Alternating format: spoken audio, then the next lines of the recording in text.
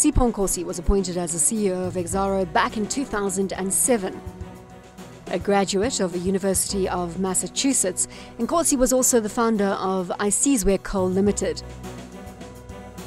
This is Captains of Industry. Let's go all the way back to your first job in 1980 when you took on a position as a market analyst at the Ford Motor Company, earning 450 Rand a month. What did you do as a market analyst? No, actually, before I became a market analyst, I was a graduate trainee. And of course, you could imagine what I was earning as a graduate trainee before I became a market analyst.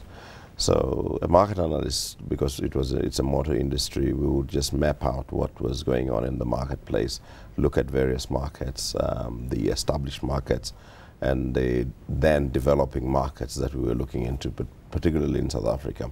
But you'd also look at various categories of market, segments of market. Like, for instance, if you look at your huge trucks and you look at your small vehicles and you look at your parts, and so forth and so forth. So that was more or less a broader area. So we would analyze that one and give data of what is happening in each and every market. Fast track to the CEO of Exxaro. You were appointed in September 2007. A radical move from the motor industry to the coal industry. Indeed, it was. I mean, I had no clue that one day I would move into the mining business. I always seen myself as just a simple man who would one day earn a salary and work. But I never had ambitions of becoming CEO or any other person, simply because the conditions at the time in the country, I don't think were such that you could aspire to those kinds of things. You just focused on what you could do and what could give you a living at the time. So yeah, but I made it to this one. Does the mining industry suit you? It suits me fine. I love it very much. I've been associated with the mining industry since 1986 when I joined Anglo Coal. By then it was called Coal. And I've been with the industry since then. I worked in the coal business to a large degree, and that's why all my life coal has been something that excites me, because it's something that I understand better than any other commodity. With all the concerns around the environment and green issues coming to the fore, are you not sometimes concerned about the fact that you represent with coal dirty energy, which has that negative connotation for the environment? Well, it's dirty energy, and I cannot run away from that, and I think it's one of the issues that we've got to deal with within the industry. But what excites me about the coal industry is that there's lots of work that is going through that we're getting involved in terms of minimizing emissions that really are very damaging to the environment. You know, from the World Coal Institute, there's lots of work that is done there. In South Africa, there's lots of work that is done. And various corporates are doing a lot of work. As Exxaro, we're doing a lot of work. And in fact, we have taken a step at Exxaro to say, you know what, in as much as we are a big coal producer, we need to be a responsible producer and a corporate citizen in South Africa by also getting into renewables, because that balance is critical and it is important. So we recognize that one. But I cannot run away from the fact that this country has abundant coal resources. And at the stage where we are in terms of growth, in terms of development, it is critical that we exploit what we can and grow and develop. But as we do that, we have to be sensitive to all the issues that are there and be responsible as we are trying to do. I think that brings us perfectly to Exxaro Energy and to the project that you're undertaking from that perspective. Talk me through what is happening, and ultimately, is the end goal to take on Eskom, or is that a little ambitious? No, we could never be Eskom. I think we as Exxaro will be producing in the next close to 10 years about 80 million tons of coal, and that's a huge tonnage to produce. And as I said, we have to be exemplary, we have to be responsible producers in South Africa, and that is why this mix is very important. And as a result, we've taken a step that energy is going to be one area where we will be focusing on. What are we focusing on energy? We're focusing on things like cogeneration, because there's lots of off-gas that comes out of our furnaces, and we're not capturing that one. So now what we're going to do, we capture that one and we produce power through that process. But those are smaller units. You've already engaged 3 independent power producers. Can you take me through the relationship that you formulated on that front? And again, looking at the regulation around independent power producers in South Africa, do you think that that is going to change? I think South Africa has moved a few steps forward, really, in terms of embracing IPPs into the structure. And I think it is right to do that. I think the country, if it continues growing at 2.5% or to 3%, we will probably need about 4-5% or 4.5% growth on the power sector. And quite frankly, if you look at the needs of society, needs of South Africa, you cannot expect government to be funding everything, or Eskom to be funding all those kinds of projects. There are smaller projects that we can do as the private sector. And of course, an organization like Eskom could focus on base loads, and all the others can probably focus on peak supplies. Couldn't this small project become something bigger in the life of Exxaro? Looking at the mining industry, generally you are price takers. Wouldn't an opportunity with Exxaro Energy lie in the fact that you could become price makers in the energy arena? I'm sure we can, but of course, I mean, the market forces will determine that one. I don't assume that we'll be the only ones in that space. There will be others as well. And I don't know their ambitions, but for now, really, we see an opportunity, and we think we need to participate in that one, because we think that we should be responsible citizens of South Africa. You have said that you're looking to produce 80 to 90 million tons of coal on an annual basis. Talk to me about the future of coal. Well, as I said, I mean, in South Africa, we produce to a large degree, lots of coal comes from the Mpumalanga region. In time, all of us, or most of us, will be moving to Waterberg, which is in Limpopo. And I mean, that for instance, at this time, would probably contain about 40% of South African coal resource base. So it's quite a large resource base. You've been quoted as saying Waterberg is the jewel in South Africa's resource crown. Indeed it is, because I mean, if you start moving into Waterberg, there's lots of proposed projects, not only by us, but by a number of players.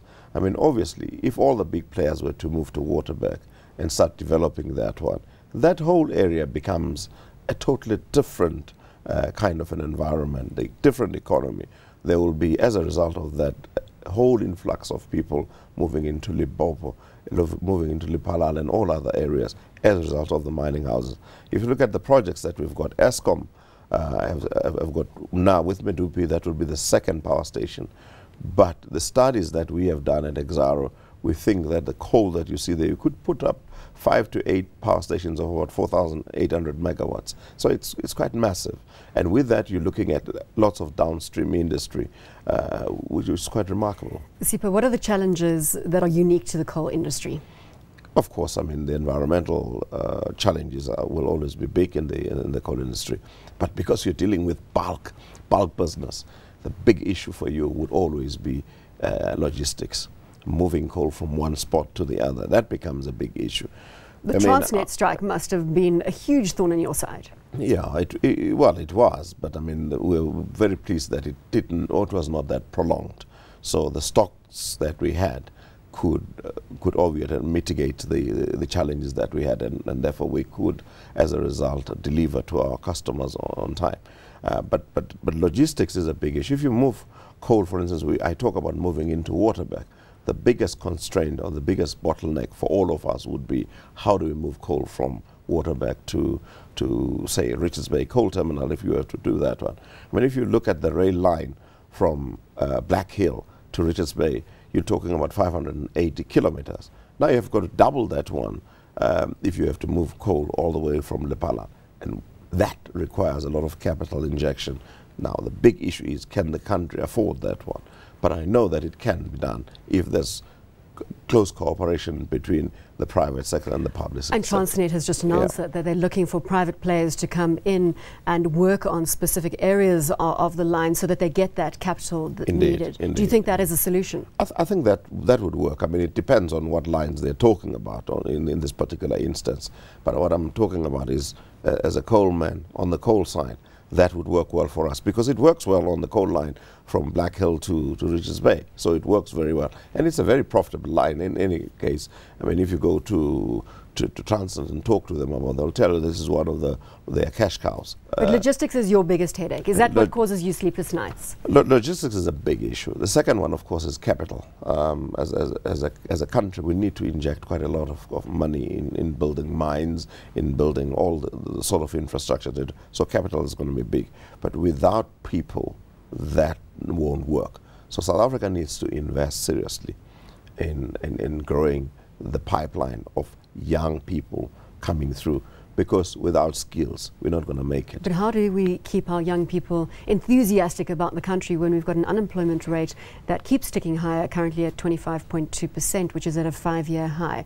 What do you think the solution is about keeping people interested? Well, I think people are interested, but the type of people we need have gone up one notch higher. We need engineers, we need technicians, we need accountants, all sorts of people that are there. So the education system in the country must allow those people to flow and have the kinds of skill that we require, kinds of education that we require. So a person with mathematics or physics, all those people will need, because you need metallurgists, you need engineers, you need all those people. Well, the good news is, with the global downturn, we're seeing a lot of these skills coming back into the country, because South Africa is one of the better places to be. Indeed, I think that's true, but we must also look at the cycle on the mining side. Yes, we've been through a recession, but you look at the prices where they are worldwide in very many dispensations or areas where commodities are sourced, whether you're going to Australia, going to Canada, or the US, the prices are getting closer to where they were. And as a result, those economies will start picking up again, and people will start moving, because that's the nature of the beast. How much as a resource player do you rely on China and the growth story out of that territory? Do you look at those stats on a regular basis? We look at that one, and we all are aware that we are where we are today simply because of China. China is really the engine for growth. But I mean, we do all the risks, we analyze risks in any organization, and we say, if you were to remove China, would you still have a business? And those are things that trouble us. There are areas where we are very vulnerable as a result of that, but we try very hard to mitigate that one. But for now and to the future, what we're seeing China playing a key role.